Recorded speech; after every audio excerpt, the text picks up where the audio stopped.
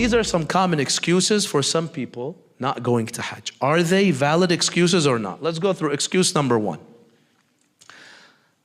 Does the husband have to permit his wife to go to Hajj or no? Because we know one of the rights of the husband is that he can deny her from traveling. He can deny her from leaving the house. So what if he tells her, no Hajj this year, sorry? Is that a valid excuse? She says, khalas, my husband doesn't allow me, I'm not gonna go. The ulama say it depends. Is she going with her money or with his money? If it's with her money, then that is not an excuse. She has to defy her husband and go to Hajj. Why? Because Allah comes before every human being. Allah is telling me, come to Hajj. You have money, mustati', yallah. My husband says, I don't allow you. So what? Don't allow me. It's like the husband says, I don't allow you to pray. Can she say, Ya Allah, my husband tells me don't pray? I remember once a sister came and she said, my husband doesn't like it when I pray. Is it okay if I don't pray? I told her, of course not. Shu al-haki. Your husband, is he going to sleep in your grave or you're going to sleep in your grave? Your husband, you think he's going to defend you on the day of judgment? Abadan. He's just setting you up and he's putting you in a very difficult situation and then he's going to forget you. He can't even help you. My husband doesn't like it that I wear hijab. To hell with my husband. Shouldn't he wants to send me to hell? No way. Allah comes before anybody else. Mish faqat my husband, any human being. Wallah, my parents don't like it. I remember a case, a father who didn't like his daughter wearing the hijab. She wanted to wear the hijab, but the father didn't like it. Wallah, should I be an obedient daughter to my father? Abadan, be an obedient servant to Allah. So Allah comes before everything. That's if it's her money. But what if it's his money? He's gifting her Hajj. Yani, he tells her, take this money, she doesn't have 13,000. He says, take this money, 13,000, but after a week he says, you know what, I changed my mind, you can't go to Hajj. Can he do that? Yes. Why? Because she's not mustati'. Independently, she was not someone capable of going to Hajj. She was only capable through his money. So if it came through him, then that means, yes, he can deny her in that situation. Now, if it was mahar, remember many of the marriages that happen, the katb kitabs, the mahar, the dowry, will be Hajj. So if she is going to Hajj with the dowry of the marriage, which is Hajj, in that situation, he cannot block her. Why? Because he's in debt. He has to give her this money. So it's haram for him to deny her to go to Hajj. That would mean he's delaying giving her haqq. So we're talking about if it's a non-mahar, just a free gift. That's number one. Number two, someone has money to go to Hajj. They can get a package. Aslan, they have a package. But all of a sudden, they tell you, I'm afraid. Akhaf. I'm afraid I may die there. I'm afraid because it's too crowded. I'm afraid of this. I'm afraid of that. Does that qualify for a valid excuse not to go to Hajj? Scholars state, if it's illogical paranoia, and rarely anyone would say this or have this type of anxiety, then that is not an excuse. But if it is something credible that the majority of people or many people are having fear, remember the COVID year, right? Let's say COVID was on the horizon, many people were having fear. COVID didn't happen during Hajj season. But if it's something that the majority of people, it's logical fear, credible fear, or I hear something specific about me, the Saudi authorities might imprison me, something like that, something credible, that could qualify as valid excuse to not go to Hajj. It just has to be a logical excuse, not something that's just paranoia. Number three, do you need a mahram for the females, for the sisters? Do they need a mahram to go to Hajj or no? Mahram means a male relative of yours, your father, your brother, your son, your nephew, your uncle. Do you need a mahram? Let's say, I got the package, but my husband didn't get the package, or my brother didn't get the package, or I was supposed to go with my uncle. Do I still go to Hajj or no because I don't have a mahram? The ulama say, this is not a valid excuse. You still go to Hajj as long as you feel safe. As long as there's a group with you, and you know the group will take care of you, خلاص بعد. So the mahram isn't there. There is no verse or hadith that says you have to go with a mahram. There's no such thing.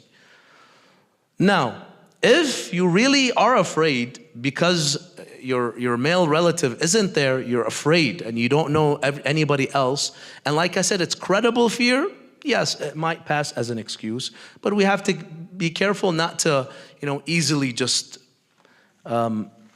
pass these, these excuses. Number 4, a mother that has small kids. She has money, she got the package, but now I can't take care of my kids. Where do I leave them? What do I do?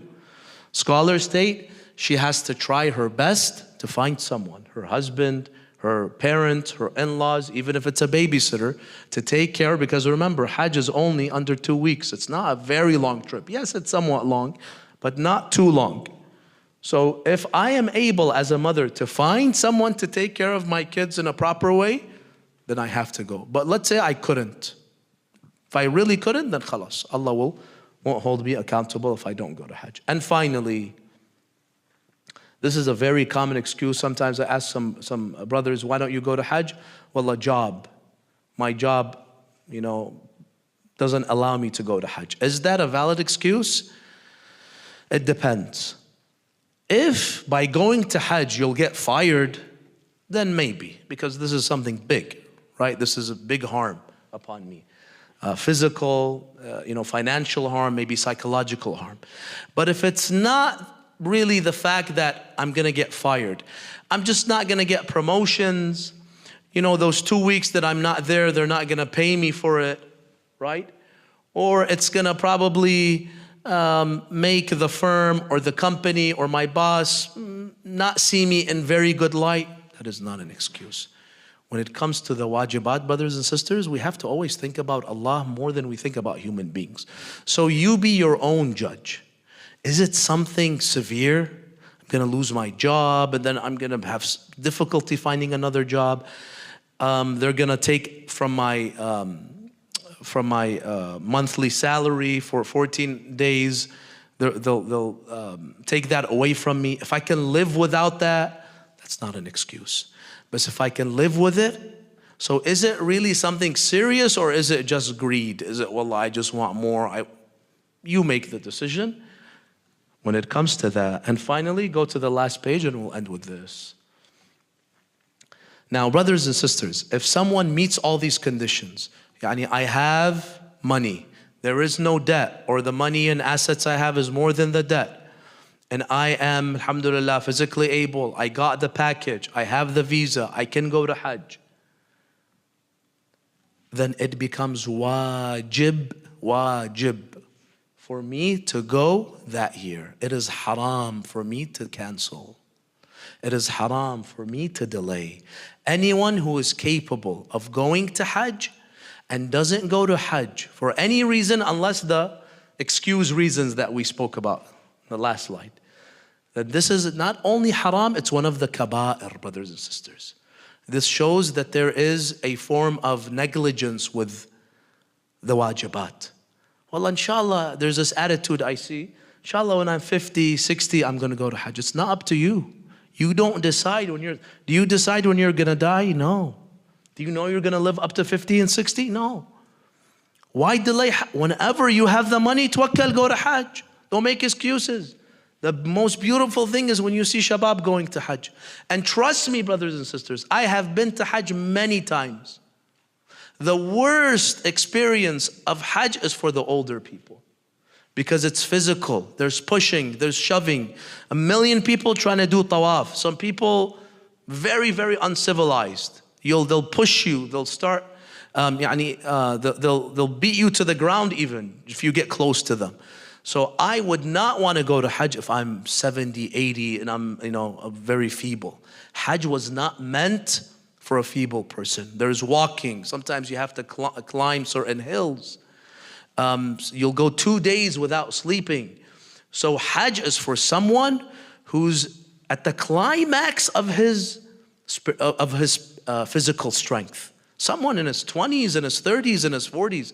Hajj is not for older people. Everyone can go. But the people that enjoy it are the ones that are younger. And you know what happens, brothers and sisters? What I've noticed is the older people, sometimes they serve as a burden for the younger people. They're always keeping the hamla back. Yalla, we're moving. We want to go from Muzdalifah to the Jamarat, to the Shaitan to stone. The young people, they can do it in 1 hour. The older people, they need 2 hours to do it. Those younger people are gonna feel burdened. Every step we have to wait for the older. I wish this older guy would have came younger. So don't make yourself a burden upon the hamla. And if I am someone that is feeble, I may be. So sometimes it's not up to me, but it happened. But the point is, going to Hajj when you're young, brothers and sisters, is much better. And most importantly, we don't know if we will live up to that year.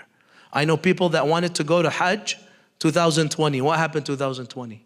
There was no Hajj. Could we have imagined that? Yeah, we always say you might die. Well, they weren't dead. And they had money, but your money meant nothing. Because Saudi Arabia closed Hajj. Don't take it for granted. Alhamdulillah, I'm lecturing to the wrong group. You're all going to Hajj. But I'm just saying in general, do not delay Hajj. And there's a hadith from Imam Sadiq. Tell this to your friends. Unfortunately, we had people that signed up with us to go to Hajj and they gave up too early. So I don't want to talk about them. But that could be in front of Allah subhanahu wa ta'ala, that what they did was wrong. They should not have given up that early. Wallah, because nusuk was a little complicated. Alhamdulillah, all of you stayed steadfast, thammaltu, you were patient, you got the package. So people gave up right away. No. Khalas, try your best. If in the end you couldn't, but Allah hasn't written it for you. Listen to this hadith of Imam Sadiq. Man mata wa lam yahujja hajjat al-Islam. Whoever dies and they not have performed hajjat al-Islam, the wajib hajj. لم يمنعه من ذلك حاجة تجحف به أو مرض